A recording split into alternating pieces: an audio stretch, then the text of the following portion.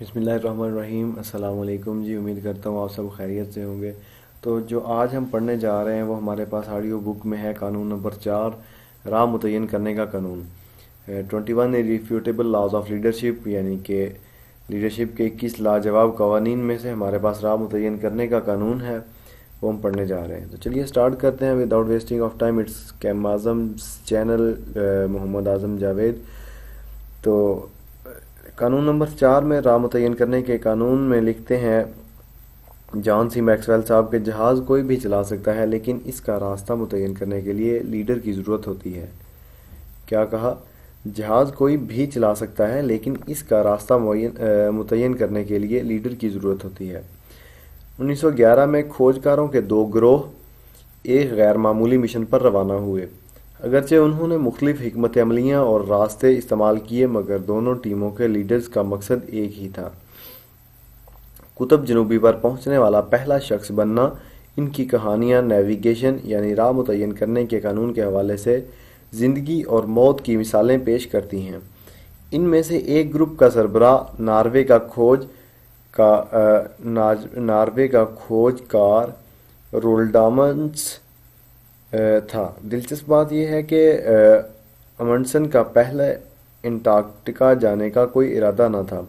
اس کی خواہش تھی کہ قطب شمالی پر پہنچنے والا پہلا شخص بنے، لیکن جب اسے پتہ چلا کہ رابرٹ پیری اس سے پہلے ہی وہاں پہنچ چکا ہے تو امنڈسن نے اپنا ہدف تبدیل کر لیا اور زمین کے دوسرے کنارے کا رخ پکڑا۔ شمال ہو یا جنوب، اسے معلوم تھا کہ اس کی منصوبہ بندی کامیاب رہے گی۔ امنڈسن نے اپنا راستہ بڑی احتیاط سے متعین کیا۔ روانہ ہونے سے پہلے امنڈسن نے بڑی عرق کے ساتھ اپنے سفر کی منصوبہ بندی کی۔ اس نے اسکیمو لوگوں اور قطب شمالی کے دیگر تجربہ کار سیاحوں کے طریقہ کار کا مطالعہ کیا اور اس نتیجے پر پہنچا کہ بہترین طریقہ یہ ہوگا کہ اپنے تمام آلات اور رسد کتا گاڑی کے ذریعے منتقل کیے جائیں۔ جب اس نے اپنی ٹیم اکٹھی کی تو اسکیننگ اور کتوں کو سنبھالنے کے ماہرین منتخب کیے۔ اس کی حکمت عملی سادہ تھی۔ گروپ دن میں 6 گھنٹوں کی مسافت کے دوران 15 سے 20 کلومیٹر 15 سے 20 میل کا سفر طے کرتا، جبکہ سامان ڈھونے کی زیادہ تر مزدوری کتے انجام دیتے۔ اس طرح اگلے دن کے سفر سے پہلے انسان اور کتوں دونوں کو آرام کے لیے روزانہ خاطرخواہ وقت مل جاتا۔ امنڈسن کی پیش بینی اور جزیات پر توجہ دینے کی صلاحیت حیران کن تھی۔ اس نے موجودہ راستے پر جا بجا رسد کے ذخیروں کی نشاندہی کی اور انہیں بھروایا۔ اس طرح اس کی ٹیم کو اپنے سامان کا ہر حصہ تمام رات ڈھونا نہیں پڑا۔ اس کے علاوہ اس نے اپنے ساتھیوں کو اس وقت دستیاب بہترین ساز و سامان فراہم کیا۔ امنڈسن نے اپنے سفر کے ہر ممکن پہلو پر باریک بینی سے غور کیا، دیکھا بھالا تھا اور اس کے مطابق منصوبہ بندی کی تھی۔ اس کا فائدہ ہوا۔ اپنے سفر کے دوران انہیں جو سب سے بڑی مشکل پیش آئی وہ ایک ساتھی کا کیڑا زدہ دانت تھا جسے نکلوا کر ہی خلاصی ہوئی۔ سکاٹ نے راہ متعین کرنے کے قانون کی خلاف ورزی کی۔ دوسری ٹیم کا سربراہ برطانیہ کا ایک بحری افسر رابرٹ فالکن سکاٹ تھا، جو اس سے پہلے انٹارکٹیکا کے علاقے میں تھوڑی بہت سیاحت کر چکا تھا۔ سکاٹ کی مہم ہر اعتبار سے امنڈسن کی الٹ تھی۔ کتا گاڑیاں استعمال کرنے کے بجائے سکاٹ نے موٹر لگے چھکڑے اور ٹٹو استعمال کرنے کا فیصلہ کیا۔ ان کی مشکلات کا آغاز اس وقت ہوا جب سفر کے 5 دن بعد ہی ان کے چھکڑوں کی موٹروں نے کام کرنا بند کر دیا۔ منجمد کر دینے والے درجہ حرارت میں ٹٹوؤں کا حال بھی کچھ بہتر نہ ہوا۔ جب وہ ٹرانس انٹارکٹک پہاڑوں کے درمیان میں پہنچے تو تمام بیچارے ٹٹوؤں کو ہلاک کرنا پڑا۔ اس کے نتیجے میں ٹیم کے ارکان کو خود 200 پاؤنڈ وزنی چھکڑے کھینچنے پڑے۔ سوچا جا سکتا تھا کہ ان کا کتنا وزن اور کتنا زور لگا ہوگا۔ سکاٹ نے ٹیم کے دیگر ساز و سامان پر بھی خاطر خواہ توجہ صرف نہ کی۔ ان کے کپڑے اتنے برے طریقے سے تیار کیے گئے تھے کہ سب کو پالا ماری کی شکایت ہو گئی۔ ٹیم کے ایک رکن ہر صبح اپنے سوجے ہوئے گینگرین زدہ پیروں پر بوٹ چڑھانے کے لیے ہی 1 گھنٹہ درکار ہوتا تھا۔ سکاٹ کے فراہم کردہ گھٹیا معیار کے گاگلز کی وجہ سے ہر ایک کی آنکھیں دھوپ کی چمک سے چندھیا گئیں۔ اس سب پر مصادیہ یہ کہ ٹیم کو ہر وقت خوراک اور پانی کی کمی درپیش رہتی۔ اس کی وجہ بھی سکاٹ کی ناقص منصوبہ بندی تھی۔ رسد کے جو ڈپو سکاٹ نے بنوائے تھے ان میں خاطر خواہ سامان نہ رکھا گیا اور ان کے درمیان فاصلہ بھی بہت زیادہ تھا۔ اس کے علاوہ انہیں اچھے طریقے سے نشان زد بھی نہ کیا گیا، جس کی وجہ سے انہیں ڈھونڈنے میں بہت مشکل پیش آتی تھی۔ چونکہ برف پگھلانے کے لیے ان کے پاس ایندھن ہمیشہ کم ہوتا تھا، اس لیے ہر کوئی پانی کی کمی کا شکار ہو گیا۔ سکاٹ کی طرف سے آخری لمحے میں کیے گئے ایک پانچویں آدمی کو ساتھ لے جانے کے فیصلے نے حالات کو مزید خراب کیا۔ حالانکہ انہوں نے صرف 4 آدمیوں کے لیے سامان اور رسد کا بندوبست کیا تھا۔ 10 ہفتوں میں 800 میل کی جان توڑ مسافت طے کرنے کے بعد سکاٹ کا خستہ حال گروپ بالآخر 17 جنوری 1912 کے روز قطب جنوبی پر پہنچا۔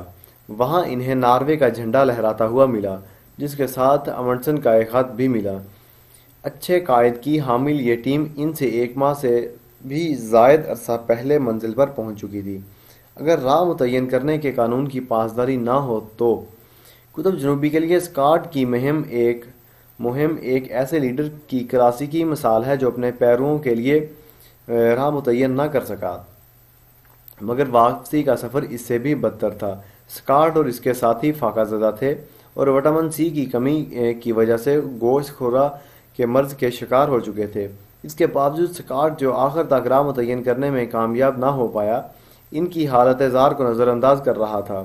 وقت کی قلت تھی اور رسد خطرناک حد تک کم ہو چکی تھی، پھر بھی سکاٹ نے اصرار کیا کہ واپس لے جانے کے لیے 30 پاؤنڈ کے برابر ارضیاتی نمونے اکٹھے کیے جائیں، یعنی خستہ حال ساتھیوں پر مزید بوجھ لادا جائے۔ ٹیم کی پیش قدمی کی رفتار کم ہوتی گئی۔ ایک ساتھی مخبوط الحواسی کا شکار ہو کر موت کے گھاٹ اتر گیا۔ لارنس اوٹس نامی ایک اور ساتھی جو سابق فوجی افسر تھا اور جسے ابتدائی طور پر ٹٹوؤں کی دیکھ بھال کے لیے ساتھ لایا گیا تھا، اس بری طرح سے پالاماری کا شکار ہوا کہ کچھ بھی کرنے سے تقریباً لاچار ہو گیا۔ اسے ایسا لگا کہ وہ ٹیم کی بقا کو خطرے میں ڈال رہا ہے، اس لیے وہ جان بوجھ کر ایک برفانی طوفان میں باہر نکل گیا تاکہ اس کی وجہ سے ٹیم کی راہ کھوٹی نہ ہو۔ خیمے سے نکلنے اور طوفان کا لقمہ بننے سے پہلے اس نے کہا، میں ذرا باہر جا رہا ہوں، واپسی میں شاید تھوڑی دیر لگ جائے۔ چونکہ رابرٹ فالکن سکاٹ اپنی زندگی کو راہ متعین کرنے کے قانون کے تابع نہ کر سکا، اس لیے اسی قانون کے تحت وہ اور اس کے ساتھی فنا کے گھاٹ اتر گئے۔ سکاٹ اور اس کی ٹیم کے آخری 2 ارکان نے شمال کی جانب تھوڑا سا اور سفر طے کرنے کے بعد ہتھیار ڈال دیے۔ واپسی کے سفر میں پہلے ہی 2 مہینے لگ چکے تھے اور اب بھی وہ اپنے بیس کیمپ سے 150 میل کے فاصلے پر تھے۔ وہیں ان کی موت ہو گئی۔ ہمیں ان کی کہانی صرف اس لیے معلوم ہوئی کیونکہ انہوں نے اپنے آخری لمحات اپنی ڈائریوں پر آخری تحریر لکھتے ہوئے گزارے۔ سکاٹ کے آخری الفاظ میں سے چند یہ تھے، ہم شرفا کی موت مریں گے۔ میرے خیال میں اس سے یہ پتہ چلے گا کہ ہماری قوم میں جرأت اور پامردی کے اوصاف ختم نہیں ہوئے ہیں۔ سکاٹ کے پاس حوصلہ تھا مگر لیڈرشپ نہ تھی۔ چونکہ وہ اپنی زندگی کو راہ متعین کرنے کے قانون کے تابع نہ کر سکا، اس لیے اسی قانون کے تحت وہ اور اس کے ساتھی فنا کے گھاٹ اتر گئے۔ مقتدیوں کو ایسے پیشواؤں کی ضرورت ہوتی ہے جو ان کی راہ کا تعین اچھے طریقے سے کر سکیں۔ جب انہیں زندگی اور موت کا مسئلہ درپیش ہوتا ہے تو یہ ضرورت تکلیف دہ حد تک واضح ہو جاتی ہے، لیکن جب نتائج اتنے سنگین نہ ہوں تو بھی اس ضرورت کی غیر معمولی اہمیت اپنی جگہ برقرار رہتی ہے۔ سچ یہ ہے کہ تقریباً ہر کوئی جہاز چلا سکتا ہے، لیکن اس کا راستہ متعین کرنے کے لیے لیڈر کی ضرورت پڑتی ہے۔ یہی راہ متعین کرنے کا قانون ہے۔ راہ متعین کرنے والے آگے کا راستہ دیکھ لیتے ہیں۔ جنرل الیکٹرک کے سابق چیئرمین جیک ویلچ کا کہنا ہے کہ ایک اچھا لیڈر اپنا فوکس برقرار رکھتا ہے۔ آپ کی سمت آپ کو کنٹرول کرے، اس سے بہتر ہے کہ آپ اسے کنٹرول کریں۔ ویلچ کا کہنا درست ہے، لیکن راہ متعین کرنے والے لیڈر جس سمت میں اپنے پیروں کے ساتھ سفر کر رہے ہوتے ہیں اسے کنٹرول کرنے سے بھی زیادہ کچھ کرتے ہیں۔ روانہ ہونے سے پہلے وہ سارا راستہ اپنے ذہن کی آنکھ سے دیکھ لیتے ہیں۔ ان کے پاس منزل پر پہنچنے کا ویژن ہوتا ہے۔ وہ سمجھتے ہیں کہ وہاں پہنچنے کے لیے کیا درکار ہوگا، وہ جانتے ہیں کہ کامیاب ہونے کے لیے انہیں اپنی ٹیم میں کسے شامل کرنا ہوگا، اور وہ رکاوٹوں کے نمودار ہونے سے پہلے ہی ان کے بارے میں جان لیتے ہیں۔ Be the leader you are meant to be کے مصنف لیروئے ایمز کا کہنا ہے، لیڈر وہ ہوتا ہے جو دوسروں سے زیادہ دیکھتا ہے، دوسروں سے زیادہ دور تک دیکھتا ہے اور دوسروں سے پہلے دیکھتا ہے۔ یعنی لیڈر وہ ہوتا ہے جو دوسروں سے زیادہ دیکھتا ہے، دوسروں سے زیادہ دور تک دیکھتا ہے اور دوسروں سے پہلے تک دیکھتا ہے، دوسروں سے پہلے دیکھتا ہے، لیروئے ایمز کا کہنا ہے۔ یہ ادارہ جتنا بڑا ہو، لیڈر کی بصیرت اتنی ہی شفاف ہونی چاہیے۔ یہی سچ ہے، کیونکہ جسامت بڑی ہو تو سفر کے دوران سمت درست کرنا مشکل ہو جاتا ہے۔ اگر راہ متعین کرنے میں غلطی ہو جائے تو کہیں زیادہ لوگ متاثر ہوتے ہیں، بمقابل اس وقت کے جب لیڈر اکیلا ہو یا محض چند لوگوں کے ساتھ سفر کر رہا ہو۔ جیمز کیمرون کی 1997 میں منظر عام پر آنے والی فلم ٹائٹینک میں دکھائی گئی تباہی اس طرح کے مسئلے کی ایک عمدہ مثال ہے۔ عملہ اتنی دور تک نہیں دیکھ سکتا کہ برفانی تودے سے بچ سکتا، اور جب تودا سامنے آ گیا تو وہ محفوظ حد تک راستہ تبدیل نہیں کر سکے کیونکہ جہاز کا سائز بہت بڑا تھا۔ نتیجہ یہ نکلا کہ 1000 سے زیادہ لوگ اجل کا نوالا بن گئے۔ جہاں لیڈر جاتا ہے، اعلیٰ درجے کے راہ متعین کرنے والوں کو ہمیشہ یہ احساس رہتا ہے کہ دوسرے ان پر اور درست راہ متعین کرنے میں ان کی اہلیت پر تکیہ کر رہے ہیں۔ میں نے جیمس اے آرٹری کی کتاب life and work a manager's search for meaning میں اس حوالے سے ایک تبصرہ پڑھا تھا جو کہ اس سوچ کی تشریح کرتا ہے۔ وہ لکھتا ہے کہ کبھی کبھار آپ کو ایک فارمیشن میں اڑتے ہوئے 4 جنگی جہازوں کے آپس میں ٹکرا جانے کی خبر سننے کو ملتی ہے۔ ان چاروں کی تباہی کی وجہ یہ ہے جب جیٹ فائٹر 4 کا گروپ بنا کر اڑتے ہیں تو ایک پائلٹ جو لیڈر ہوتا ہے طے کرتا ہے کہ ٹیم کہاں اڑے گی، باقی 3 لیڈر کے پہلو میں اڑتے ہیں، اسی کو دیکھتے ہیں اور جس طرف وہ جاتا ہے اس طرف جاتے ہیں۔ وہ کوئی بھی پینترا بدلے، ٹیم کے باقی ارکان بھی وہیں پینترا بدل گیں گے۔ یہ اصول ہمیشہ کار فرما رہے گا، خواہ وہ بادلوں میں گھس جائے یا پہاڑ کی چوٹی سے ٹکرا جائے۔ اچھے لیڈر اپنے ساتھیوں کو کسی سفر پر لے جانے سے پہلے ایک پروسیس سے گزارتے ہیں تاکہ ان کے سفر کی کامیابی کے امکانات حد الوسیع تک روشن ہو سکیں۔ راہ متعین کرنے والے ماضی کے تجربات سے استفادہ کرتے ہیں۔ اگر آپ چاہیں تو ہر گزشتہ کامیابی اور ناکامی معلومات اور دانش کا گراں بہا خزینہ ثابت ہو سکتی ہے۔ کامیابیاں آپ کو سکھاتی ہیں کہ آپ کیا کر سکتے ہیں اور آپ کے اعتماد میں اضافہ کرتی ہیں، تاہم آپ کی ناکامیاں اکثر آپ کو زیادہ بڑا سبق دیتی ہیں۔ وہ غلط مفروضوں، کردار کی خامیوں، تخمینے کی غلطیوں اور کام کرنے کے ناقص طریقہ کار کی نشاندہی کرتی ہیں۔ کیسی ستم ظریفی ہے کہ زیادہ تر لوگ اپنی ناکامیوں سے اتنی نفرت کرتے ہیں کہ جلد از جلد ان پر مٹی ڈالنے کی کوشش کرتے ہیں، بجائے اس کے کہ ان کا تجزیہ کریں اور ان سے سیکھیں۔ جیسا کہ میں نے اپنی کتاب فیلنگ فارورڈ میں وضاحت کی تھی کہ اگر آپ اپنی غلطیوں سے سبق سیکھنے میں ناکام رہیں گے تو بار بار ناکام ہوں گے۔ آخر مجھے اتنی بنیادی بات کا تذکرہ کرنے کی ضرورت کیوں پیش آئی؟ کیونکہ زیادہ تر پیدائشی لیڈر کارکن ہوتے ہیں۔ وہ پیچھے کی طرف نہیں آگے کی طرف دیکھتے ہیں، فیصلے کرتے ہیں اور آگے بڑھ جاتے ہیں۔ میں یہ بات جانتا ہوں کیونکہ میری طبع کا میلان بھی کچھ ایسا ہی ہے، لیکن اگر لیڈر کو اچھا راہ متعین کرنے والا بننا ہے تو اسے ماضی پر نگاہ دوڑانے اور اپنے تجربات سے سیکھنے کا شیوا اپنانا ہوگا۔ اسی لیے میں نے سنجیدہ غور و فکر کا مضمون وضع کیا ہے۔ اس کے بارے میں نے اپنی کتاب تھنکنگ فار اے چینج میں تفصیل سے لکھا ہے، لیکن یہاں مجھے سنجیدہ غور و فکر کے چند فوائد گنوانے کی اجازت دیجیے۔ سنجیدہ غور و فکر آپ کو حقیقی تناظر سے آشنا کرتا ہے۔ سنجیدہ غور و فکر آپ کی فکری زندگی کو جذباتی دیانت سے ہمکنار کرتا ہے۔ نمبر 3، سنجیدہ غور و فکر فیصلہ سازی کے حوالے سے آپ کے اعتماد میں اضافہ کرتا ہے۔ نمبر 4، سنجیدہ غور و فکر وسیع تر منظرنامے کو واضح کرتا ہے۔ نمبر 5، سنجیدہ غور و فکر ایک اچھے تجربے کو ایک قیمتی تجربہ بناتا ہے۔ اپنی ٹیم یا ادارے کے لیے آئندہ اقدامات وضع کرتے ہوئے ان میں سے ہر ایک فائدہ لیڈر کے لیے بے حد مفید ثابت ہوتا ہے۔ راہ متعین کرنے والا ذمہ داری لینے سے پہلے حالات کا تجزیہ کرتا ہے۔ تجربے سے فائدہ اٹھانے کا مطلب ہے اپنے اندرون میں جھانکنا۔ حالات کا تجزیہ کرنے کا مطلب ہے اپنے بیرون کا جائزہ لینا۔ کوئی بھی اچھا لیڈر موجودہ حالات کا تفصیلی جائزہ لیے بغیر کسی راہ عمل کا تعین نہیں کرتا۔ ایسا کرنا بہاؤ کے مخالف تیرنے یا جان بوجھ کر طوفان باد و باران میں گھس جانے کے مترادف ہوگا۔ راہ متعین کرنے کے ہنر سے واقفیت رکھنے والے اپنے یا دوسروں کی طرف سے کوئی ذمہ داری لینے سے پہلے اس کی قیمت کا اندازہ لگا لیتے ہیں۔ وہ نہ صرف قابل پیمائش عوامل جیسا کہ مالی اخراجات، وسائل اور ٹیلنٹ کا تجزیہ کرتے ہیں، بلکہ غیر مرئی عوامل جیسا کہ ٹائمنگ، مورال، مومنٹم، کلچر وغیرہ وغیرہ کو بھی نگاہ میں رکھتے ہیں۔ اس پر مزید گفتگو ہم وجدان اور ٹائمنگ کے قوانین کے ذیل میں کریں گے۔ ماضی سے آپ خواہ کتنا بھی سیکھ لیں، یہ کبھی آپ کو وہ سب نہیں بتائے گا جسے جاننے کی ضرورت آپ کو زمانہ حال میں ہے۔ راہ متعین کرنے والے دوسروں کی بات سنتے ہیں۔ ماضی سے آپ خواہ کتنا بھی سیکھ لیں، یہ کبھی آپ کو وہ سب نہیں بتائے گا جسے جاننے کی ضرورت آپ کو زمانہ حال میں ہے۔ آپ خواہ کتنے بھی اچھے لیڈر کیوں نہ ہوں، ہر سوال کا جواب آپ کے پاس نہیں ہوگا۔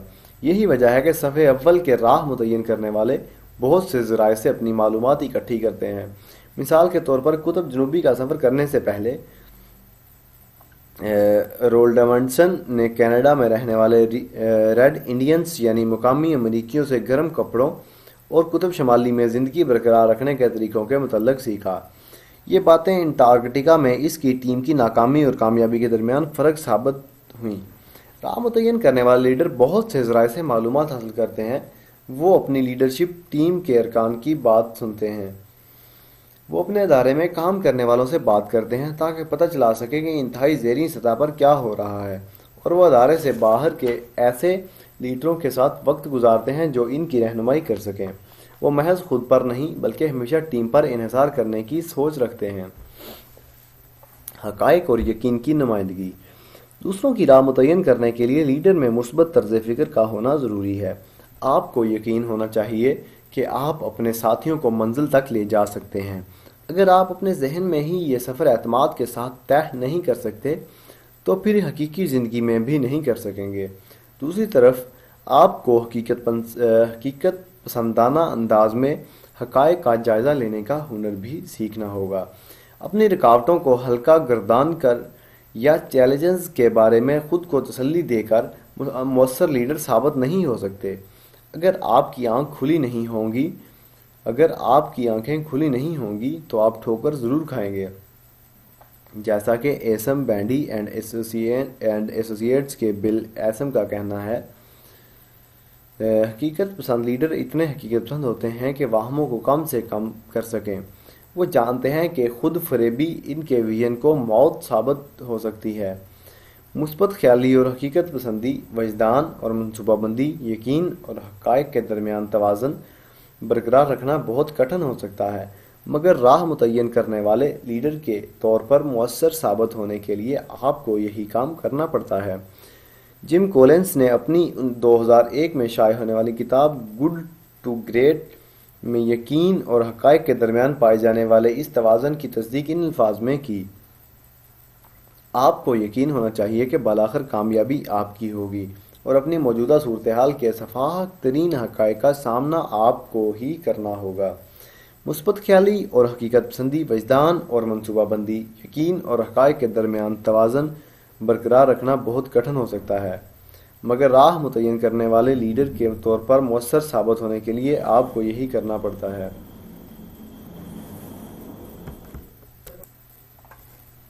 مثبت خیالی اور حقیقت پسندی، وجدان اور منصوبہ بندی، یقین اور حقائق کے درمیان توازن برقرار رکھنا بہت کٹھن ہو سکتا ہے، مگر راہ متعین کرنے والے لیڈر کے طور پر مؤثر ثابت ہونے کے لیے آپ کو یہی کام کرنا پڑتا ہے۔ راہ متعین کرنے میں ایک سبق۔ مجھے وہ وقت یاد ہے جب پہلی مرتبہ مجھے راہ متعین کرنے کے قانون کی اہمیت کا ادراک ہوا۔ میری عمر 28 سال تھی اور بحیثیت پادری میں اپنے دوسرے چرچ کی قیادت کر رہا تھا۔ 1972 میں یہاں میری آمد سے پہلے 1972 میں یہاں میری آمد سے پہلے گزشتہ ایک دہائی سے اس چرچ کی نشوونما ایک جگہ تھمی ہوئی تھی، مگر 1975 تک ہمارے چرچ میں آنے والوں کی تعداد 400 سے بڑھ کر 1000 سے زائد ہو چکی تھی۔ میں جانتا تھا کہ نشوونما اور لوگوں کی مدد کرنے کا یہ عمل جاری رہ سکتا ہے اگر ہم ایک نیا آڈیٹوریم تعمیر کرنے میں کامیاب ہو جائیں۔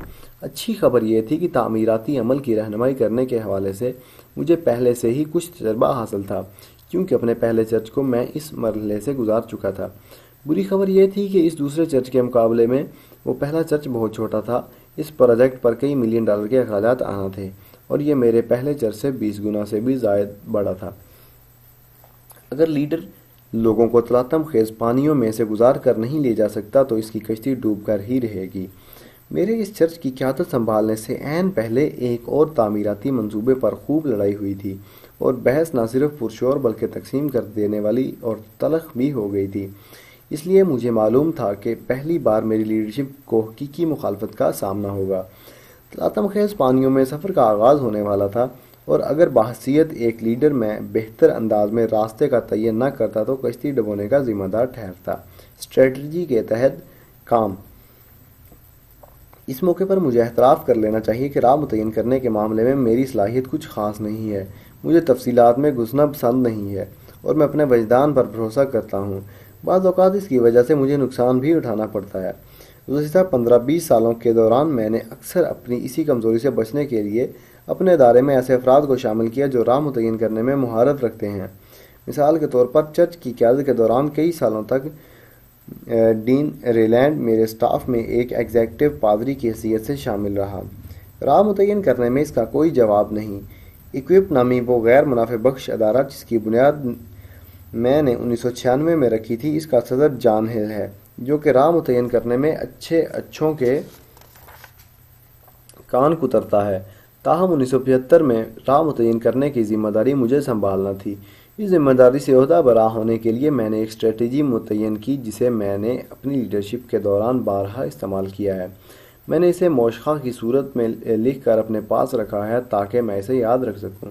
موشخہ ایک نظم یا جملوں کی ایک فہرست ہوتی ہے جس میں ہر سطر کا ایک حرف عموماً پہلا مل کر ایک لفظ، نام یا مقولے کو تشکیل دیتا ہے۔ کتاب کے انگریزی متن میں موشخہ کی ہر سطر کے پہلے حرف کو لیا جائے تو پلان اہیڈ بنتا ہے۔ مترجم۔ راہ عمل کا پیشگی تعین کیا جائے۔ نمبر 1، راہ عمل کا پیشگی تعین کیا جائے۔ نمبر 2، اپنے اہداف کا تعین کیا جائے۔ نمبر 3، ترجیحات کا تعین کیا جائے۔ نمبر 4، کلیدی افراد کو باخبر کیا جائے۔ نمبر 5، قبولیت کے لیے وقت دیا جائے۔ نمبر 6، آغاز عمل کیا جائے۔ نمبر 7، مسائل کی توقع رکھی جائے۔ نمبر 8، ہمیشہ کامیابیوں کی نشاندہی کی جائے۔ نمبر 9، روزانہ اپنے منصوبوں کا جائزہ لیا جائے۔ اپنے ادارے میں اس تبدیلی کی راہ متعین کرنے کے دوران یہ سطریں میرے لیے بلیو پرنٹ کی حیثیت اختیار کر گئیں۔ مجھے بخوبی احساس تھا کہ ہماری راہ عمل کیا ہونی چاہیے۔ اگر ہمیں نشوونما کا عمل جاری رکھنا تھا تو ہمیں ایک نیا آڈیٹوریم تعمیر کرنا تھا۔ میں نے ہر متبادل طریقے کا جائزہ لے لیا تھا اور میں جانتا تھا کہ یہی واحد قابل عمل حل ہے۔ میرا ہدف یہ تھا کہ اس عمارت کو ڈیزائن اور تعمیر کیا جائے، 10 سالوں میں اس کی لاگت ادا کی جائے اور اس دوران سب لوگوں کو متحد کر لیا جائے۔ یہ کوئی چھوٹا کام نہ تھا۔ میرے تجویز کردہ ہر منصوبے پر ایک اجلاس کے دوران ووٹنگ ہوتی، اس لیے میں نے 2 ماہ قبل ہی اس اجلاس کا شیڈول بنا لیا تاکہ ہر چیز تیار کرنے کے لیے خاطر خواہ وقت مل جائے۔ اس کے بعد میں نے اپنے بورڈ کے اراکین اور مالیات کے کلیدی لیڈرز کو ہدایت کی کہ 20 سال کے لیے ہماری نشوونما اور مالیات کے پیٹرنز کا تجزیہ کیا جائے اور اس میں گزشتہ 10 سال کے علاوہ آئندہ 10 سال کے تخمینے بھی شامل تھے۔ اس کی بنیاد پر ہم نے فیصلہ کیا کہ ہمارے آڈیٹوریم کے لیے کیا کچھ درکار ہے۔ اس کے بعد ہم نے 10 سال کا بجٹ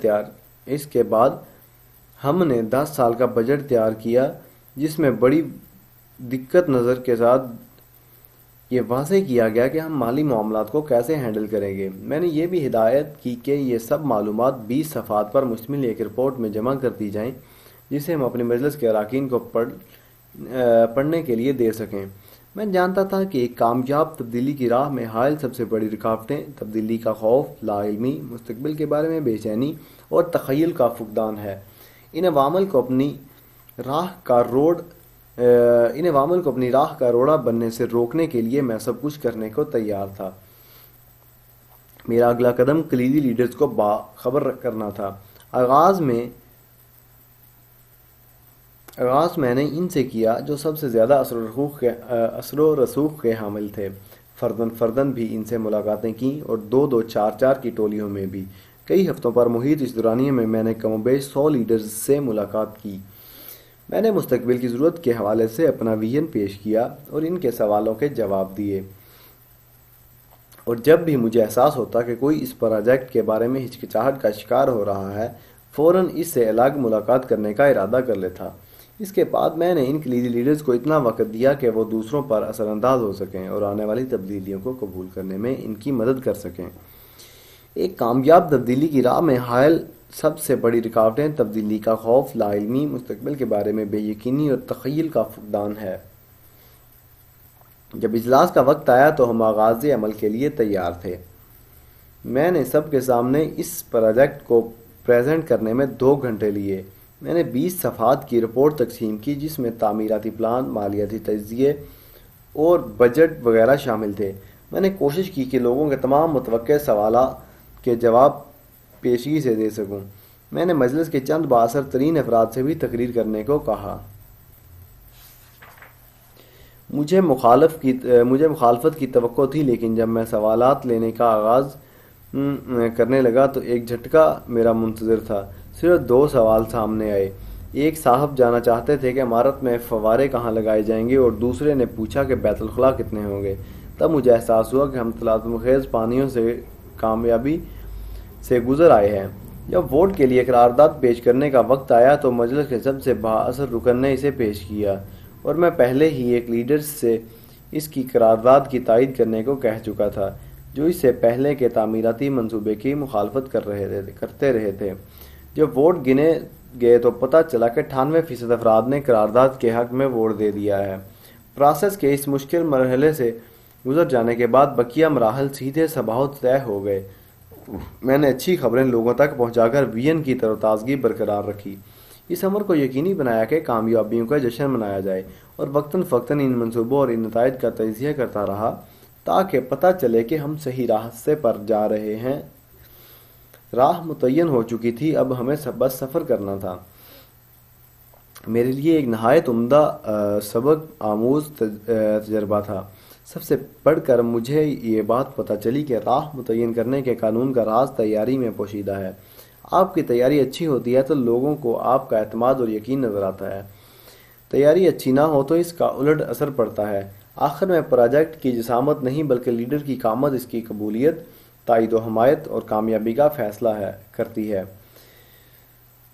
اسی لیے میں کہتا ہوں کہ جہاز تو کوئی بھی چلا سکتا ہے، مگر اس کی راہ متعین کرنے کے لیے لیڈر کی ضرورت پڑتی ہے۔ جو لیڈر راہ متعین کرنے کا ہنر جانتے ہیں وہ اپنے ساتھیوں کو کہیں بھی لے جا سکتے ہیں۔